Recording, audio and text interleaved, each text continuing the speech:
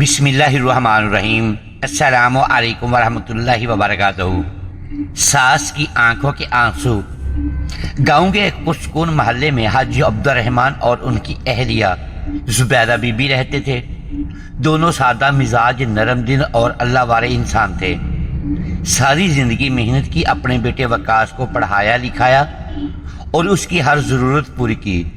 ان کی ایک ہی خواہش تھی کہ جب بیٹے کی شادی ہو تو گھر میں خوشیاں آئیں، رونقیں بڑھیں اور بڑھاپا سکون سے گزرے۔ محترم ناظرین، وقت گزرا اور وقاص کی شادی شہر کی ایک لڑکی عائشہ سے ہو گئی۔ شروع میں سب کچھ بہت اچھا تھا۔ زبیدہ بی بی بہو کو بیٹی سمجھ کر رکھتی تھی، اس کے پسندیدہ کھانے بناتی، اس کی ضرورتوں کا خیال رکھتی اور ہر ممکن کوشش کرتی کہ اسے کبھی یہ احساس نہ ہو کہ وہ سسرال میں ہے۔ لیکن شادی کے چند ماہ بعد حالات بدلنے لگے۔ عائشہ کی والدہ اکثر اسے فون کرتی اور گھنٹوں باتیں کرتی۔ ابتدا میں یہ عام سی بات تھی، لیکن آہستہ آہستہ ان گفتگوؤں کا رنگ بدلنے لگا۔ دیکھو بیٹی، زیادہ سیدھی بات بننا، ساس کو زیادہ سر پر نہ چڑھانا، شروع میں ہی اپنا رو بٹھا لو ورنہ ساری عمر دب کر رہو گی، جو کام کرنے کو کہے فوراً نہ کیا کرو۔ یہ جملے روزانہ عائشہ کے کانوں میں پڑتے رہے اور اس کے رویے میں تبدیلی آنا شروع ہو گئی۔ اب اگر زبیدہ بی بی محبت سے بھی کوئی بات کرتی تو عائشہ اسے حکم سمجھتی۔ اگر ساس کہتی بیٹی چائے بنا دو تو جواب آتا میں کوئی نوکرانی نہیں ہوں۔ اگر وہ کہتی بیٹی مہمان آ رہے ہیں ذرا مدد کر دو تو عائشہ ناراض ہو جاتی۔ ناظرین کرام، گھر کا ماحول آہستہ آہستہ کشیدہ ہونے لگا۔ وقاص دفتر سے واپس آتا تو ماں خاموش بیٹھی ہوتی اور بیوی ناراض۔ وہ دونوں کو سمجھانے کی کوشش کرتا مگر مسئلہ حل ہونے کے بجائے بڑھتا جاتا۔ ایک دن زبیدہ بی بی کو بخار تھا، جسم ٹوٹ رہا تھا، لیکن پھر بھی وہ کچن میں کھڑی کھانا بنا رہی تھی۔ انہوں نے نرمی سے کہا، بیٹی طبیعت کچھ خراب ہے، ذرا سالن میں نمک دیکھ لو۔ عائشہ موبائل استعمال کر رہی تھی، اس نے بغیر دیکھے جواب دیا، مجھے آرام کرنے دیں، ہر وقت کوئی نہ کوئی کام ہوتا رہتا ہے۔ یہ سن کر زبیدہ بی بی خاموش ہو گئیں۔ ان کی آنکھوں میں آنسو آ گئے، لیکن انہوں نے کچھ نہ کہا۔ اسی رات حاجی عبد الرحمن نے اپنی اہلیہ کو روتے دیکھا۔ انہوں نے پوچھا، کیا ہوا؟ تو ناظرین، زبیدہ بی بی بولی، میں نے تو اسے بیٹی سمجھا تھا، مجھے سمجھ نہیں آئی کہ مجھ سے ایسی کون سی غلطی ہو گئی ہے۔ حاجی صاحب نے لمبی سانس لی اور کہا، بعض اوقات انسان دوسروں کی باتوں میں آ کر حقیقت سے دور ہو جاتا ہے۔ دن گزرتے گئے۔ اب عائشہ معمولی باتوں پر بھی بحث کرنے لگی۔ کبھی ساس کے لہجے پر اعتراض، کبھی ان کے طریقے پر اعتراض، کبھی گھر کے نظام پر اعتراض، حتیٰ کہ محلے میں بھی باتیں ہونے لگیں کہ اس گھر کا سکون ختم ہو گیا ہے۔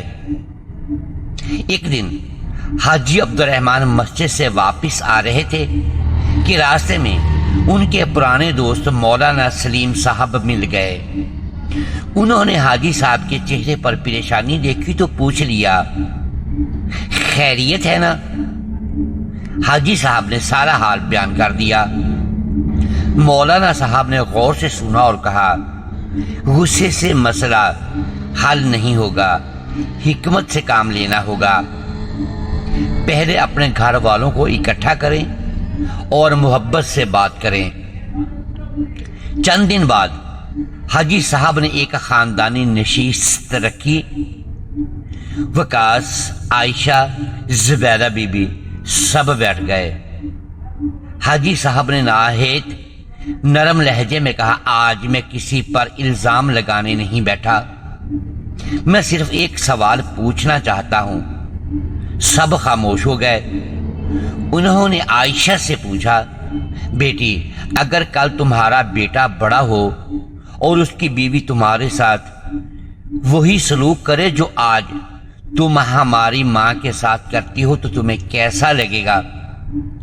یہ سوال سن کر عائشہ چند لمحے خاموش رہیں۔ پہلی بار اس نے اپنے آپ کو دوسرے مقام پر رکھ کر سوچا، مگر انا ابھی باقی تھی۔ اس نے کہا، میں تو ایسا ماحول ہی پیدا نہیں ہونے دوں گی۔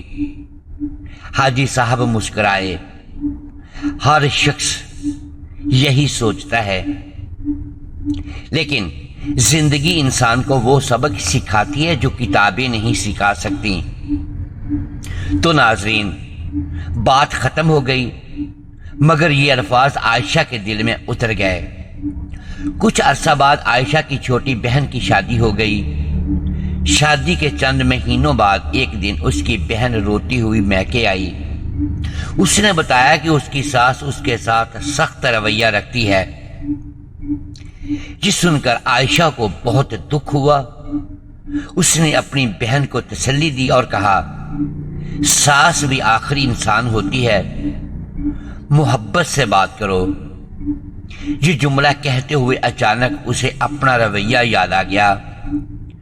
اسے احساس ہوا کہ جو نصیحت وہ اپنی بہن کو دے رہی ہے خود اس پر عمل نہیں کرتی۔ اس رات اسے نیند نہیں آئی، وہ دیر تک سوچتی رہی۔ اسے زبیدہ بی بی کا بخار میں کھانا بنانا یاد آیا، ان کی خاموش آنکھیں یاد آئیں، ان کی محبتیں یاد آئیں۔ پہلی بار اس کے دل میں ندامت پیدا ہوئی۔ اگلی صبح وہ جلدی اٹھ گئی، کچن میں گئی اور ناشتہ تیار کیا۔ جب زبیدہ بی بی آئیں تو حیران رہ گئیں۔ عائشہ نے ان کے سامنے چائے رکھی اور آہستہ سے کہا، امی جان مجھے معاف کر دیں۔ زبیدہ بی بی چونک گئیں۔ کیوں بیٹی؟ عائشہ کی آنکھوں سے آنسو بہنے لگے۔ میں نے آپ کو بہت دکھ دیے ہیں، میں دوسروں کی باتوں میں آ کر آپ کی محبت کو سمجھ نہ سکی۔ آپ نے مجھے بیٹی سمجھا اور میں نے آپ کو دشمن سمجھ لیا۔ زبیدہ بی بی کی آنکھیں بھی نم ہو گئیں۔ انہوں نے فوراً اسے گلے لگا لیا۔ بیٹی، ماں کا دل اتنا چھوٹا نہیں ہوتا، میں نے تو پہلے ہی تمہیں معاف کر دیا تھا۔ یہ منظر دیکھ کر وقاص بھی جذباتی ہو گیا۔ کئی مہینوں بعد اس گھر میں حقیقی خوشی لوٹی تھی۔ عائشہ نے اپنی والدہ سے بھی محبت سے بات کی۔ اس نے کہا، امی ہر سانس بری نہیں ہوتی، بعض اوقات ہماری سوچ غلط ہوتی ہے۔ والدہ پہلے تو حیران ہوئی لیکن بعد میں خاموش ہو گئیں۔ وقت گزرتا گیا۔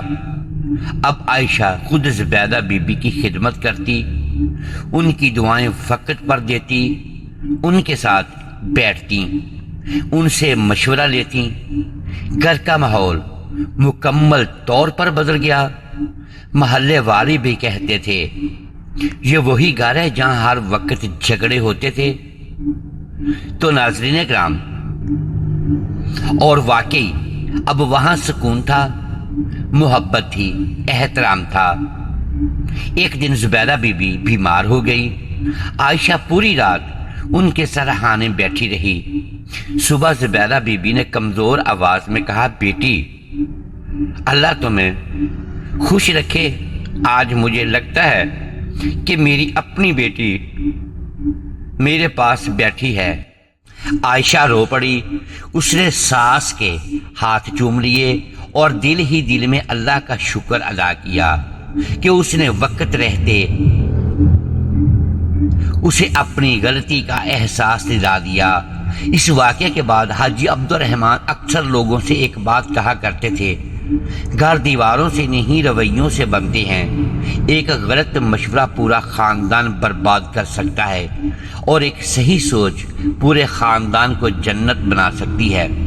وہ کہتے ہیں اگر ساس ظلم کرے تو بہو صبر اور حکمت سے اصلاح کی کوشش کرے، اور اگر بہو زیادتی کرے تو ساس بد دعا اور انتقام کے بجائے صبر، دعا اور حکمت کا راستہ اختیار کرے۔ کیونکہ رشتے جنگ سے نہیں محبت سے جیتے جاتے ہیں۔ کہانی کا سبق یہ ہے کہ ہر ساس بری نہیں ہوتی اور ہر بہو بھی بری نہیں ہوتی۔ اصل مسئلہ اکثر غلط فہمیاں، دوسروں کی منفی باتیں اور انا ہوتی ہے۔ جب انسان انصاف کے ساتھ دوسروں کو دیکھنا شروع کر دے، اپنی غلطی تسلیم کر لے اور اللہ کی رضا کے لیے معاف کرنا سیکھ لے تو بگڑے ہوئے گھر بھی دوبارہ آباد ہو سکتے ہیں۔ ایک سمجھدار ماں وہ ہے جو اپنی بیٹی کو گھر بسانا سکھائے، گھر توڑنا نہیں۔ اور ایک سمجھدار بہو وہ ہے جو ساس کو دشمن نہیں بلکہ اپنے شوہر کی ماں سمجھ کر عزت کرے۔ اس طرح ایک نیک ساس وہ ہے جو بہو کو بیٹی کی طرح اپنائے۔ جہاں عزت، صبر، معافی اور محبت جمع ہو جائیں، وہاں سکون خود بخود آ جاتا ہے۔